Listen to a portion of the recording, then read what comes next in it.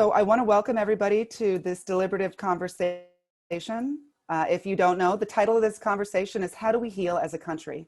Help us identify the steps to make a more perfect union. This deliberative conversation has brought together a variety of people, and I just want to highlight them before we begin. It grew out of a learning exchange at the Kettering Foundation, and it brought together individuals that represent SUNY Empire State College, Wabash College, SUNY Hudson Valley Community College, SUNY at Cortland, Sustainable Progress and Equality Collective, as well as a variety of other individuals who have worked on the back end from SUNY at Buffalo, and some other individuals who have stepped up from the RAND Corporation, as well as some other locations. So I just want to take a moment and say thank you very much for all of you who part together on this very important conversation. Well, first off, I want to explain what is a deliberative conversation at SUNY Empire. Deliberative Conversations at SUNY Empire grew out of a partnership between the college's Division of Student Affairs, Student Life, and the Buffalo Project. These conversations are an effort to increase cultural awareness, interaction, discussion, and interaction and exchange among students, faculty, staff around difficult topics. The uniqueness of deliberative conversations format is that it is meant to intentionally bring together individuals who represent diverse perspectives around a topic. Sometimes these can be difficult, sometimes these can be controversial, sometimes they can be uncomfortable. But the purpose of these conversations is to advocate for tangible, joint solutions that give voice to all invested in the conversation. So I just want to start right now by highlighting this point. The goal of a deliberative conversation is not to prove who's right or wrong. The goal is to find a baseline of understanding across all viewpoints and figure out tangible action items that we can work on together to, in this case, make a better union. So keep that in mind. We will have sessions inside of this larger group session that are called Breakout Rooms, where you're going to be working with moderators, trained moderators, to discuss a couple of guiding questions that we have prepared together as a planning group for this conversation. Now, as I just reminded you, the goal is really not for you to say if your view is correct or someone else's view is wrong. It's really to take stock of the issues that are directly impacting our ability to function as a country, and to find ways to find the deep underlying things that we all care about. All of us in the United States care about the United States or we wouldn't be here. But each of us has different feelings about what's the things that matter the most. And that's okay. That's one thing I want you to understand about this conversation. It's okay if we have differences of opinions. It's okay if you feel strongly about something that somebody else in your group doesn't. What's not okay in these conversations is not respectfully engaging in dialogue. That's the big baseline of having a deliberative conversation. It's really coming to this space to be able to hear what other people have to say and to be respectful of knowing that somebody exactly on the opposite side of coin of you could feel just as passionately about a subject that you feel exactly the opposite about. That's what's exciting about this, because this is the opportunity for you to engage with somebody that you may not have engaged with before. So with that being said, I'm going to lay out really quickly the outline of this conversation. This conversation is going to be broken into a couple of pieces. We've just gone through the introduction. What we will do next is there will be somewhat of a framing conversation, and that will be for about 20 minutes. Then we're going to move into breakout rooms where you're going to be working with trained moderators to discuss guiding questions. Those guiding questions you can locate yourself, and I'm going to share it right now in the chat box, are part of a guiding document that has been shared before, but you may not have seen it yet. But you can take a look at the guiding document. It also has my framing speech in it, which I'm about to go through. But it has 4 questions in it, which each of the groups will be looking at together and answering these 4 questions. Now, people always ask, we're having a conversation. What's the goal of a conversation? Well, the goal of these conversations is to really do some action out of it. We don't want to just sit here and say, let's have a conversation and that be the end. What we really want to do is collect your thoughts. We want to know what you're saying, and we collect all of this information, and we'll have a reporting session after the breakout rooms where we'll come back together as a group and we'll share some of the ideas that we came up with as individuals in the group. All of that information is going to be compiled into a white paper, and we're going to publish it. So I would challenge all of you to reach out to me. I will share this publicly on the Buffalo Project website, that same website where you see that guiding document. It'll be posted there as well after we're done. You can see all the things that we have come up with together. So keep this in mind. This is the beginning of a conversation. This is not the only conversation that we expect to have. And we may have follow-up conversations or additional action items that we can complete. So I'd say this to all of you, be creative. Think about the things that you truly want to happen to make us come together, and let's figure out ways to do it. And let's pull them all together in the information you collect. So that's the beginning. So with that said, I'm actually going to move directly into our framing. So let's start by talking about that. So as you can see in the framing document, we've highlighted this discussion of how do we heal a fractured United States? So let me begin. As the US careens into 2021, amid political discord, a damaged economy, and a surging pandemic that has affected 23.4 million people and killed more than 400,000 Americans, we are facing historic unrest and socioeconomic and sociocultural divisions at heightened levels. In the last 25 years, Democrats and Republicans have grown increasingly hostile towards each other. In fact, Pew Research notes that the members of each party feel their opponents, quote, are so misguided that they threaten the nation's well-being. In another survey from Pew Research, 47% of Republicans and 71% of Democrats said they would not want to date someone who voted for a candidate of the opposing party in 2016. In other words, we all feel like giving the opposition the opportunity or platform to speak is a greater threat than actively engaging in conversation and meaningful dialogue and relationships. So what do we do with such social unrest and cross-partisan distrust? Well, in the wake of the Capitol riots on January 6th, many community leaders aren't sure how to address the diverse needs of their stakeholders, whether it be students, community members, political constituents, or otherwise. Some of them fear for the safety of themselves and their families. Others feel threatened and underrepresented by the rhetoric that is coming from both sides of the aisle. National political discourse affects everyone's daily lives. We have seen that in 2020 and 2021 already. And it's caused more distrust between partisan divides. And it's often led to negative socio-emotional, professional, and academic consequences. Not only has this polarization and insensitivity increased in the last few years, but a growing number of people from all backgrounds encounter hostile environments at school, work, and even at home. There is no safe space for people to engage with each other. These divides hurt the country in a myriad of ways, from socioeconomic traumas to digital divisiveness, to divides and repercussions over racial and political views and actions, to the loss of connections, and ultimately reinforcing our new social media unfriending and canceling culture. As Pew Research says, divisions between the two parties have intensified over a variety of inclusionary types of identities that have now been stacked upon the political parties. This includes race, religion, ideology, now aligned with partisan identities and divides in ways that they had not seen before.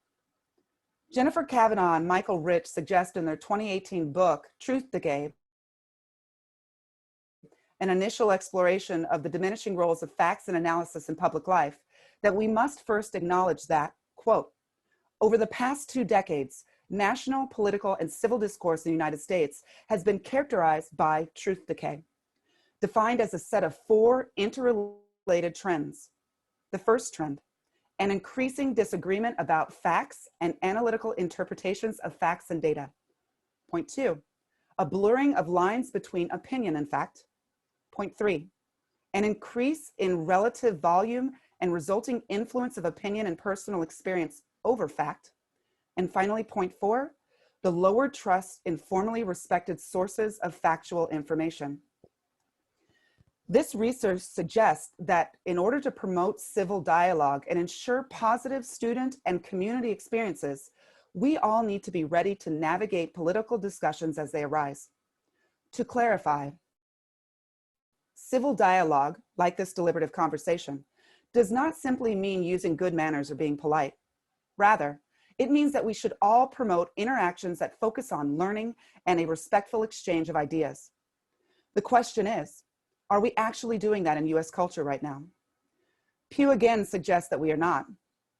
As they stated in December 2020, Quote, just 2% of Biden voters and an equally small share of Trump voters say that those who voted for the opposing candidate understand them very well, which means a small percentage of people truly believe that they can understand each other across partisan lines. Meaning we need an increased focus on using supportive evidence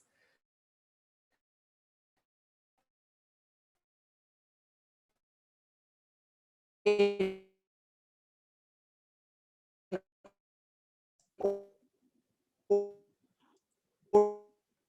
order to discuss bipartisanship, cross-partisan and neutral moderator and understanding perspectives with the need to uphold personal values and convictions. Dr. No matter Rogers, I what don't mean side to of the interrupt. conversation each one of us is on. You may want to repeat yourself. You went robotic there for a minute. Sure, no problem. So I will start with that last sentence. To heal this country, we need to have thoughtful discussions about the balance of the role of a moderator, someone who can speak across partisan lines, as well as connecting it with our personal values and convictions. Both are equally as important. No matter what side of the conversation that each one of us tonight sits on, the goal of this conversation is to truly create a safe space for us to discuss what we really think and feel, and for us to understand and to share with each other tools to help us to engage not only tonight, but moving forward with people who may think, feel, or believe differently than we do. This is one way that we can think about healing this country and moving forward together, not only in the SUNY system, but across schools and various public bodies that are represented tonight. So one thing that I want us to think about really quickly, and then I'm going to move directly into the questions and share with Dr. Drury to speak for a moment as well. Who can contribute to this dialogue and promoting healing? Well, I think it's really important. I'm going to share with you a quote from Yafa Frederick from the website, Welcome to the Fractured States of America. It's important for us to all know that we all have a voice in our political system. But how do we know who can help us? So as Yafa said, enlisting the help of politicians poses a challenge, given that many of them profit from drawing divisions between liberals and conservatives. And since they have to answer their increasingly polarized constituencies, many elected officials now have to take on hyper-partisan positions. In fact, according to VoteView, Republicans and Democrats in the Senate have trended further to the right and left, respectively, for the last 10 sessions of Congress. That was as of 2019. It's actually increased even more. Rather than working together to find bipartisan solutions, many politicians appear to be actively working against each other. But creating a space for uncomfortable dialogue at the local level, like we're doing tonight, is important, though it's not enough. Our legislators must engage in similar process at the higher echelons of government to identify the issues that the masses truly care about. And we as the people have to be able to hold those politicians accountable to make sure that they address what the majority of people want. Now, given these different perspectives, remember the goal of this conversation is to create a respectful dialogue. And the hope is by developing a white paper out of everything that we collect and state tonight, that we're really going to be able to create a paper that I intend to pass on to the state governor, as well as other people and a variety of platforms to share. So with that in mind, I want us to take a look quickly at the questions that are guiding this conversation tonight. So I'm going to share my screen with you so that you can see the 4 questions that are guiding our conversation. So you see these questions, they actually will appear inside of that guiding document that I shared with you, but I'm just going to read them out loud. Your trained moderators in each of your groups is going to help work through these questions with you. Now, question number 1, what have been your experiences with division in your community? Question number 2, how has polarization developed in our society? Question number 3, how do we find and build understanding across cultural and political divides? And finally, question number 4, how can we heal as a country? With that being said, I'm going to stop sharing and I'm going to pass the microphone off to Dr. Drury so that she can share a few more insights before we move into breakout rooms.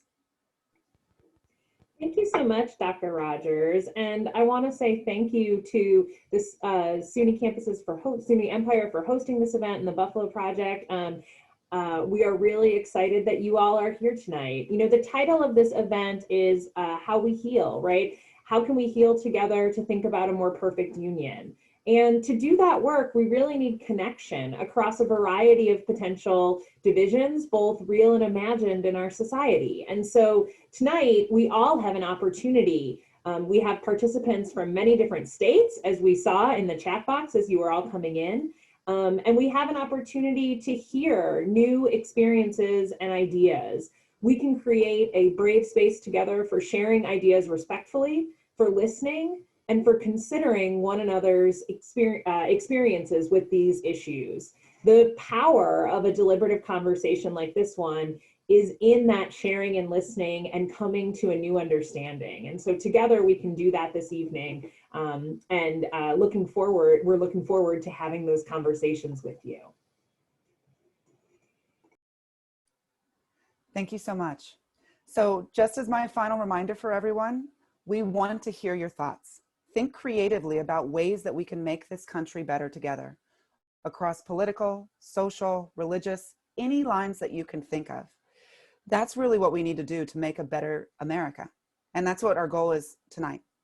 So what we're going to be doing now, and you're going to notice appear on your screen, and we're going to pause the recording in a second, is you're going to be put into breakout rooms. In order for you to go into a breakout room, simply click on the link that appears on your screen, and you'll be sent into a breakout room where you'll begin to discuss those 4 questions.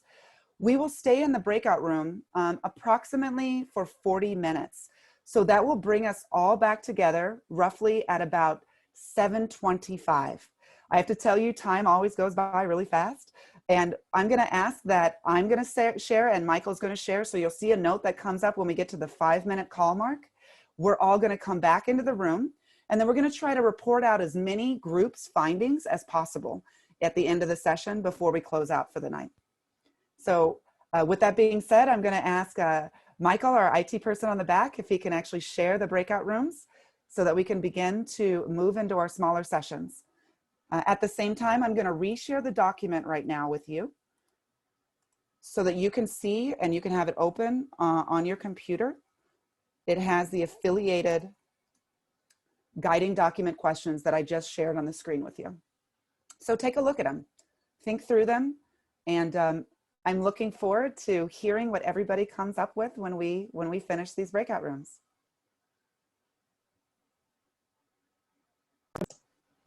Thank you so much. I want to welcome everyone back from their breakout room sessions. I hope they went well. I hope you all had time to learn a little bit about each other and each other's views. And what we're going to do with the remainder part of this session that we have tonight is report out findings from each of the group. So we may not be able to get through everyone. We had a bunch of groups, which is really exciting, and I'm glad that you were all able to converse with each other. But I would ask anybody who would like to go first. We have one person report out, and then we can move to another group. Because we have so many groups and we want to get through as many as possible, I would say try to focus on the biggest points. You know, don't read all of your notes, but try to get the biggest points that you wanted to share that were really important for your group. Who would like to go first? I can go first. Great. So our group with question 1, we really talked about division, whether that's in the family, whether that's a result of different viewpoints, or it could result from making assumptions about people who you don't entirely know. And we also discussed division in the workplace and kind of the fundamental division that occurs when people have different interpretations of a word and different experiences surrounding it. And when we talked about who is impacted, we talked about everyone, even on both sides to some extent, feels threatened. And, you know, we need to understand that the people who are most impacted or least impacted, it can come down to kind of a difference in power and understanding that. And then how is polarization developed? We talked again about people and assumptions, a lack of communication. There was some talk about how technology and a lack of face-to-face interaction has led to more polarization because people aren't directly, you know, interacting with one another. And yeah. A lot of stuff about personal attacks. And then on to question 3, let me check that real quick. yeah, how do we build, find and build understanding across cultural and political lines? My group talked about kind of, it starts with youth and education, and it also goes upwards with modeling behavior for doing things you'd like other people to do. And one of the things they said was, talk to people with different political views with an open mind in order to, challenge your perspective, but also be respectful of others and ask the why of things in order to really address and reach root issues and causes of disagreements. And then the fourth question, a lot of the stuff they said was be willing to listen, connect, converse, and participate with other people, and involve people, and also start small. Take smaller opportunities to become more involved, more deliberative. Don't try to solve giant issues in one day. And we talked about some practices such as restorative circles, dialogues, and we got down to small steps about civic engagement. And a member of our group talked about, they had an exercise in their work where they discussed what we can control and what we can't control, and kind of forming our actions around those things that are within our control, and kind of not worrying as much about the things that we don't have direct or influential control over. Great, thank you so much. Who would like to go next? I can go next, sure. So my breakout group number 2, began with talking about how unfruitful conversations stir up more and more division, and some of them are used in order to not take responsibility for change and blame it on the other side. But in some cases, silence might cause more division than these kinds of conversations, because you would be stuck guessing what the other person is thinking. And so and then we also had this idea of developing the skill set to be moderators in everyday life and understand the other side, which is something that is not happening. And so right now, the United States is facing an incredible dichotomy, more so since the Civil War. And this is mostly because of aggressive language, and which is used by media companies to keep us revved up and keep us buying their product, but that stirs up fear and vulnerability. And with social media, that's only going to increase. And so now, in order to heal, we need to pull away from this kind of toxic discourse, and we need, instead of focusing on conflict and focusing on debate, to focus on consensus, such as in the Quaker tradition, and getting ourselves exposed to different points of view so that we overcome any sort of fear and indifference. But sometimes these beliefs can be completely, people can believe certain things to be absolutely true. And so in those cases, the conversation does get a little bit more hairy, but we still have to be respectful of people's opinions. And most of those come down to value judgments. But the biggest help we have is education. More specifically, civics, economics, and discourse. We need to make sure that, as I've said, we need to be good moderators. We need to know what we can do, what our elected officials can do, and how our economic systems work, so that we can make more informed decisions, and instead of arguing, somehow use our ideas to build. Great, thank you so much. Rashab, you want to go next? Yeah, sure. So we talked quite extensively about our experiences of division, and how our inability to engage in discourse with other people, especially with family members, and situations in which we have like one person on one political side arguing with multiple people on another political side or political ideology, and that feels like they're being alienated from other people, and that alienation allows for one to establish hatred for another group or another person, because you don't have to talk with them as much, or you refuse to talk to them as much. And so exposing each other to different ideologies or different people or different perspectives might be able to help us with having more deliberative conversation and dialogues. We also talked about sensitivity and how we're too accustomed to hearing different stories, but we forget that there are real people behind these stories. For example, with George Floyd and the BLM protests, or with the Charleston March, the United Right rally in Charleston. And we talked about how connecting with each other on media, social media, has become much easier, but hiding behind that screen and being able to talk on social media without having that necessity to actually see that person or actually interact with them in real life allows for people to begin projecting that anger and projecting their emotions on other people through name calling, insults, and such, which contributes towards animosity and incivility. And so we refer to this as the term keyboard warrior to kind of label it.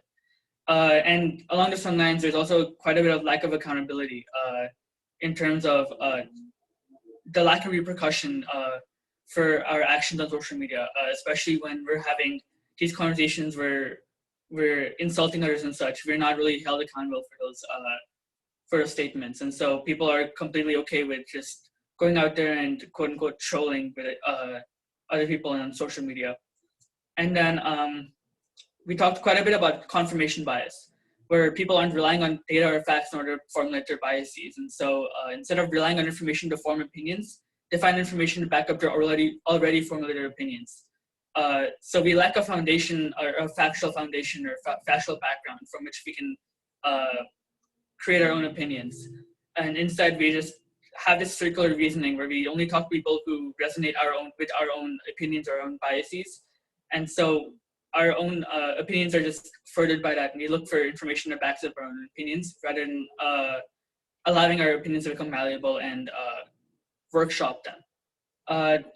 On the other hand, we also talked about how data can be cherry-picked, and some things aren't necessarily empirical, especially like political philosophy and such. We can't really back that up with data, and so we need more liberal arts education in terms of encouraging critical thinking and encouraging the foundation of metaphysical ideologies. And we talked a bit about depolarization as well, and how we could use participatory action research in order to incorporate ideas and desires of the people we want to affect, and empowering individuals to embrace their autonomy and democracy in order to facilitate this movement towards depolarization. We also talked about how change starts with yourself, trying to be overall like kinder and more open to different opinions might allow for other people to speak up or to run for office or to get more involved with the entire political process. Along the same lines, having people get involved in civics and democracy and trying to encourage them to attend community meetings, sharing their voice, or understanding how decisions are made through civic education is fundamental. Especially since some members of our group were talking about how people don't know how civic procedures and processes work. For example, like how to vote, or they don't know who the vice president of the United States is, or what the three branches of the government are. And so taking this education for granted and having this expensive and poor quality education might be the foundation for which we're so deep or so polarized. We also talked about combating apathy and how we can get to a point where a lot of people feel like their voice doesn't matter at the moment, especially because they don't know about how these processes work. And so that also might contribute towards lack of action being taken in terms of polarization. And finally, we also talked about how we can heal the country as more of a conclusion. We talked about the introduction of bipartisan initiatives, like for example, forgiving medical or student debt. We talked about how political parties are a large contributor to polarization, even though generally we agree on a lot of issues. For example, this idea of like forgiving medical debt, as stated before. One solution to this might be drafting a list of issues we agree on, so that we have this mutual understanding of what issues we can pass legislation on without having much of an issue, or issues in which we can come to consensus in. And finally, we talked about how getting money out of politics and getting rid of special interest groups might help people with feel like their voice matters more, because special interest groups might have too much power on and too much sway in policymaking. And we referred back to the principles of Marx and Washington in their theories about how political parties would affect American or European politics. Great, thank you. Alejandro. Thank you. Terrific ideas shared so far. So our group, my group, began by just acknowledging we've all seen divisive actions in our community, divisive rhetoric in our community. Some of our members even share that unfortunately they've lost some friendships to that rhetoric, through those actions, and to that environment. We also acknowledge that the differences have always been there, and we need to be able to learn to live with those differences and still work together, right? We can't let those differences completely kill relationships and create that divisiveness. One of our members made a point, to focus, to notice the similarities over the differences. One of our members works with newcomers to the country, and she made it a point that she can notice more similarities between, quote unquote, them and her than differences, right? And if more people were able to have access and be in contact with those whom might be considered others, they could also see those similarities over the differences and build those bridges, build those relationships. We thought that perhaps COVID hurt the chances of having more conversations and facing the divide.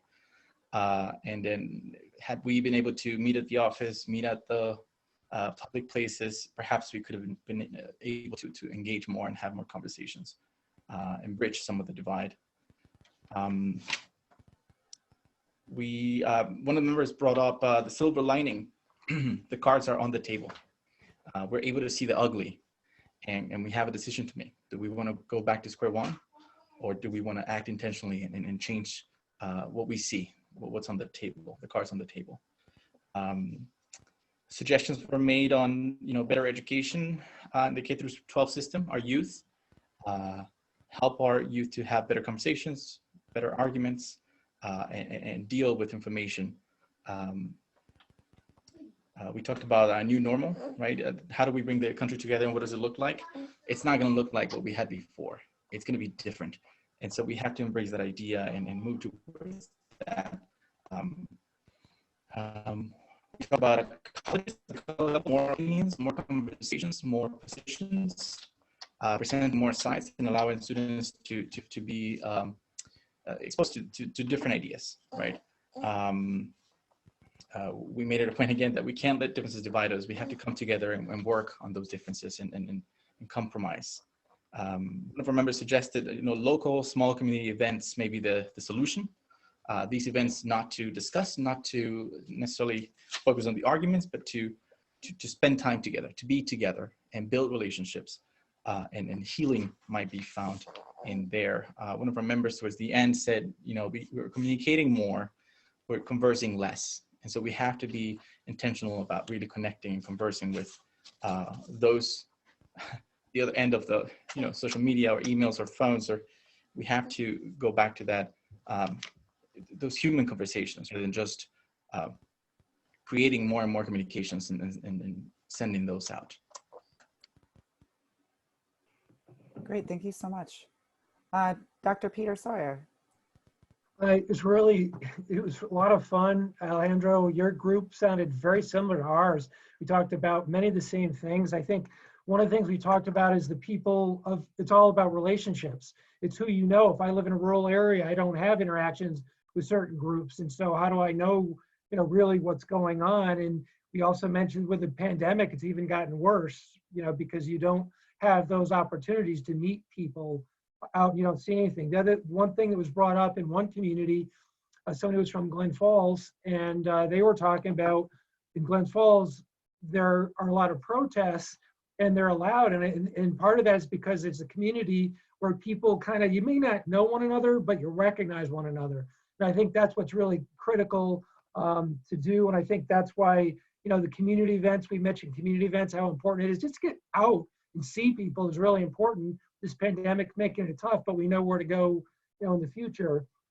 We talked even more about relationships and the idea of, how do we find common ground and what's our motivation? And it is through these relationships. And we talked about one member had problems with family. In fact, a few members had problems with families that are divided across this spectrum. It's affecting families.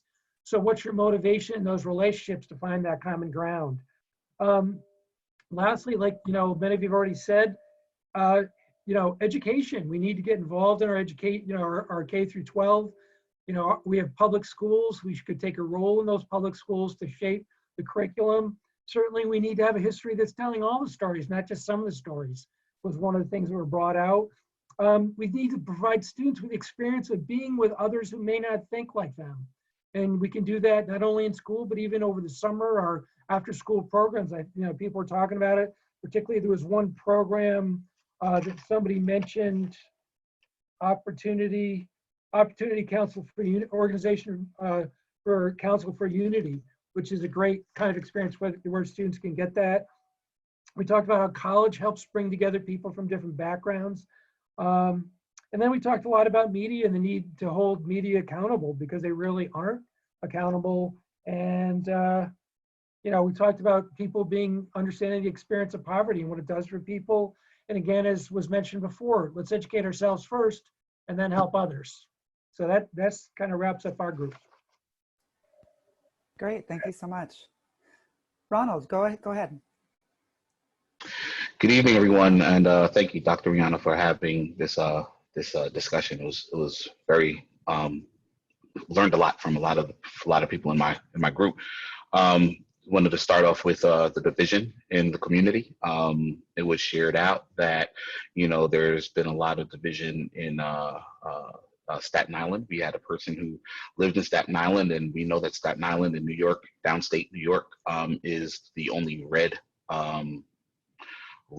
borough in all of New York City, which says something. And it's an island, so it definitely has its own issues, being that they are really unto themselves. When the protesters were out and dealing with the murder of George Floyd and expressing themselves, there was more violence pretty much in that community that grew out of that community because of the violent act that was committed, against George Floyd. So that was one level of division. We also had division, and mentioned that there was this division in Brooklyn, New York, where I live in Bed-Stuy, Brooklyn, and it's a very, very gentrified neighborhood. And one of the things that I identified was that you have gentrification, but you also have situations where you may not necessarily communicate with the person, but you feel their energy, and whether their energy is negative or not, it's part of that defense mechanism. As New Yorkers, we don't necessarily speak and say hi to everybody that we see on the street. However, we do get the energy, we do feel a vibe. However, sometimes those may be misleading, because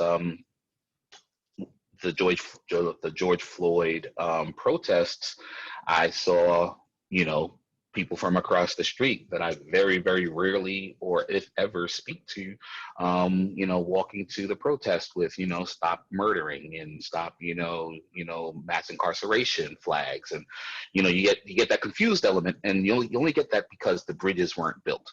You may be on the same side of the coin, but if the bridges aren't built, there still could be a level of division. And I think that that's an element that we need to build upon, because if we're on the same side, and if we still see each other as enemies or opposites, we can't start healing. And that was one of the things that we took out of the division. How did it start? I guess it was a unanimous situation with education, K through 12. And at taking the beginning of Black History Month, I mentioned that Black History Month is not just for us to feel good, or African Americans to feel good, and remind people about the various inventions that we've put into the society, into this culture. But it's also an area where others, whether they could call themselves allies or whether they just don't necessarily care, but at least they know, because a lot of the history and richness of what we brought to this culture is not celebrated, and it's not shared amongst the masses, and therefore that level of ignorance is allowed to grow. And I heard silence being complicity, and I think that's where we have a huge element of silence in the educational system. So how did it start? That's one of the things. How does it heal? Same thing, education. But when we started talking about polarization, we had a very diverse group. We had a student from Texas who's actually in Indiana now, but he, mentioned that, the border wall was something that, we hear about in the news. I'm a New Yorker. Actually, we do have a border with Canada. I forget about our neighbors to the north, but, not a border wall, but we do have a border. But the southern border is always going to be a conversation, and he mentioned that conversation took a very different it rang different for him. It really was a true situation, because he is in South Texas, so that conversation is very, very serious to the people in this community. So whether it's people who are for it, people who are against it, the voices are magnified, and it was very, very it was very significant for him. We also had someone who was from Cortland, New York, and Cortland, New York is in central New York, and he's a legislator in the county, and he mentioned that you have the city of Cortland and you have the county of Cortland, and they are two different things. And it's not that you're not a Brooklyn, or you're not a New York City, but the population of 50,000 is still polarized. The city is heavily Democratic. The country and the rural elements are very, very very, very different. Let's just say. I don't want to encourage the polarization, but there's two different trains of thought, and it's within a small area. And that was one of the things that we realized, that really affected him as well. How do we heal? I think one of the things we realized is that we had to think outside of the box. Even within education, we went back to even talking about one-room schools, and adult education and K through 12 education in the same building, because of the level of seriousness that's going to be within that conversation. The intergenerational component, where cultures and the intergenerational workings are right there in the classroom, as opposed to something that's left to your familial situation, if you even have that. So I think it brings oneness when you have multi-generations in one area, and I think that was something that was a great idea. So there was a school, it's called activistschool.org, that was put into the room, and I think that it's something that we could all look into and see how education could be seen differently, and working forward, because a lot of things are going to be reinvented. Working forward, we have to start thinking out of the box with our solutions. So that was our discussion group. Great, thank you so much. So I want you to all know we have 10 minutes remaining, and we have 4 people in the queue. So I would just remind all of you, please try to be as brief as you can, so everybody can be able to go before we're done. So Bryce, please go next. Absolutely. Thank you so much. There have been a lot of great insights so far. I think the main theme of my group was that we need a shared purpose of understanding. We need a shared purpose of understanding and to be understood. And one of the members of the group is actually an educator, and she shared her experience seeing kids helping each other with activities. And seeing the beautiful teamwork that took place without any judging at all, and thinking, if only adults could do this, if only adults could reach out and be helpful. I mean, I think the takeaway from that is this is something we teach our kids, and we should start engaging in that ourselves, and I guess be a role model for that. We all had different experiences with division in our community. It has happened personally, and also in observing other divisions in other communities. We recognize that minority groups is the group that we believe is most impacted by incivility and partisanship. One fascinating point I thought was in the section asking what contributes to the polarization of views. One point was, we have never not been polarized, but social media is a tool that we have where now we have, we can see that polarization. It's kind of like a visualization of the polarization we've always had, but it's kind of manifesting on this platform that keeps snowballing in its negativity. And so we kind of are in these echo chambers. But another echo chamber that the group recognized was even our individual communities and friend groups. We are always listening to those that we agree with, and we need to start branching out a little bit and being open to other viewpoints more. I think one of the last things that I will say for my group is unity is putting yourself aside. Unity starts when you begin to not be selfish. You can't be selfish and expect unity to happen. Moving forward, our group believed that speaking up when we see injustice is the right thing to do. That could lead to more unity, and speaking across lines and becoming active listeners, and always finding room for people you disagree with at the table. Thank you so much. Seth. So really cool ideas. Our group did say a lot of had a lot of similar suggestions. I'll just go in the order of the questions here. In terms of division in the community, we had a lot of individuals who initially surrounded themselves with one group of a certain ideology, eventually leaving that after their relationships turned tense and things got hostile.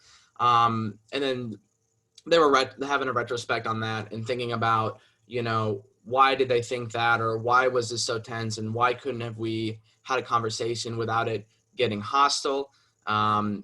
So we had other people who brought up the fact that they, growing up, didn't really have a lot of division because they weren't exposed to a lot of different ideas, and sort of they put themselves in a self-defense mechanism of just staying in this one area and just, living and growing up with these people of similar ideas. And so that sort of put them at a disadvantage from really seeing how other people think and why they think that. So how polarization has developed in our society, definitely what Bryce's group said, social media and sort of sharing these violent events or police brutality, and how that's sort of turned into a media almost of its own and a genre of its own, and how people are so quick to react to everything and how it's just being shared faster than it ever has before. Additionally, the sort of trend after the BLM protest this summer and this fall of sort of young people saying, can we compromise on human rights, or is there a discussion to have on human rights? We can't budge on this. These issues are too serious. So we talked about that. We talked about question 3. So building and understanding across the political lines, it really comes down to education. And also a really good point was brought up, it takes place in the home. We had one member who was a mom, and she's learning a lot of stuff about different LGBT rights from her own kids. And so it's just, she made the note that there needs to be an effort on our part as parents to try to understand and try to be that guide for those kids. So, because it starts from the home ultimately. Then school and education, there is a false narrative almost being implemented into the most basic history books in our public schools that is skewing how people view the country and the history, and whether or not these problems are actually getting brought up in the classroom. Question 4, so how do we heal this country? one of the best points made for our group was definitely we are trying to fix things at the top, but the problem is the foundation. So we have to address, does the Constitution hold up as well as people think it does? Does this idea of staying stagnant on one document written by people who had property, people who were of the majority group, who were white and men, does this document really represent everybody? And so the idea is we need more representation in our government. Other suggestions to be made from that was perhaps bringing in multi-party systems so that people can really have their voices heard, because a country of this size with only 2 options really leaves people not feeling like their voices can be heard in legislation. Essentially, that was our argument or our discussion. We also talked about family, again, being the what would fix polarization, and education, most importantly, but really getting out there, understanding other views, and really trying to find commonalities between one another. Also, one of our members is part of the Poor People's Campaign. I sent a link, check it out, really good. But that's it. Thank you so much. Sammy. Thank you, Dr. Rihanna. So for question 1, when we looked at how experiences with division in community, we really broke things down along geographic lines, where how a lot of neighborhoods are broken down by ethnic or racial divisions, and how in those areas you can see class disparities and also things like food deserts. So division, as opposed to it being something that's ideological, which you also see, it's very much geographic. Question 2, how has polarization developed in our society? Our society has always been polarized. Even before there was an America, it was founded upon the degradation of 2 groups of people: the Native Americans who own, who this land originally belonged to, and the Black people who were enslaved. So polarization isn't a new thing. It's really the result of the founding origins of this country, and we're just seeing it now because we're willing to be aware of it. To what extent is polarization related to injustice? Polarization is a byproduct of injustice. It's the injustice that causes the polarization. But because to be able to have racial and class hierarchies, you need to be able to divide people along lines that make it easier to have an in-group and an out-group, the oppressed and, the advantaged. How do we find and build understanding across cultural lines? Some of it is expanding beyond, everyone in this room has the privilege and opportunity to come into this room, has broadband access. So it's making sure that economically, folks who are working 2 and 3 jobs are able to participate in conversations and dialogues like this, ensuring that folks in a rural area have broadband access. How there's the college town, right? The people who participate in the college economy, and then the townies, right? So it's bringing the townies into the conversation. And then question 4, what can we do to heal this country? So part of it, of course, education. I think every group came back to education, but also training leadership, having term limits, ensuring that that politics isn't a career, but it's a calling and a vocation that people get in and get out. So we ensure we have adequate representation. And then also de-escalation. Because there are people who are very entrenched into their political mindset and viewpoints, and some of that is going to just require deprogramming and really and being able to de-escalate things as we move forward as a nation of laws and not people. And that is a very flattened and broad summary of my group. And thank you so much for hosting this, Dr. Rihanna. Thank you, Sammy. And Dr. John. Thank you, Dr. Rogers. I'm going to skip over some of our material and hit just a couple of high points. One is that the news media are motivated by profit. News has become a profit leader, and that has led to polarization. In terms of news over media, the smartphone versus the TV changes how and what we hear and see. Television, with television, you have to wait to see the news, whereas with the smartphone, you can go immediately, not only to the news that you want, so it reinforces your ideas, and it's just bottomless access. It's just keep on going 24/7. And finally, again, the idea that we need to get to know people, to ask questions, apply active listening, listen before speaking, develop that empathy, introduce yourself with regard to ideas as opposed to labels. You know, are you liberal or conservative? And to find commonality of values. And yes, Dr. Rogers, thank you for this event. So I know we're a little over time. I just wanted to say, you know, everyone else who wasn't able to present, please share with me your notes. As I mentioned at the beginning of this is just the beginning of the conversation. I'm posting my email address in the chat box. Any of you are more than welcome to reach out to me and share your ideas, share your thoughts, but I would love to have all of your minutes. I wanted to close this by saying that there's a lot of work to be done.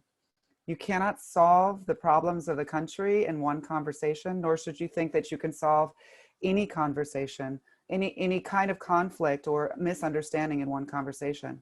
It's really important for us to continue to have these types of dialogues. And I would challenge all of you to have these conversations in your families, to have these conversations in your friend groups. Take the question in the guiding document that we shared, ask other people, collect information and find out what people are saying around you. Use Facebook for something like this. Imagine if you did that. You shared these questions out and you were able to hear from people from different parties and ideas. Imagine what we could do if we started to truly listen to each other's points, truly listen to each other's perspectives, and really work together to heal. I'm going to end with a couple of things besides my email.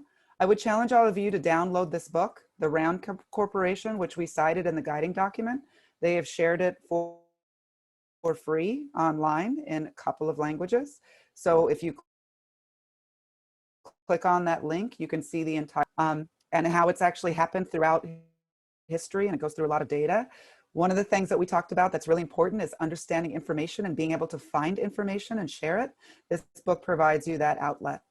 I have a broad bunch of other resources. So if any of you are interested in any other resources that you'd like to have as support moving forward, or to hold conversations of your own, which I would agree are very important to have, please reach out to me.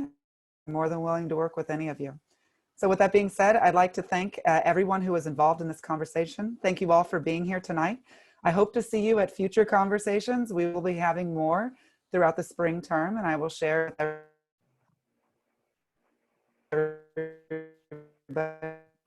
here.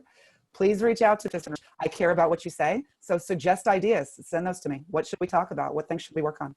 And if you guys want to do anything like continue to do work on this topic, reach out to me too. You know, we can continue to close the loop and figure out how to heal this country together. So with that being said, thank you so much, everyone. I hope you have a great night, and I hope to see you again soon.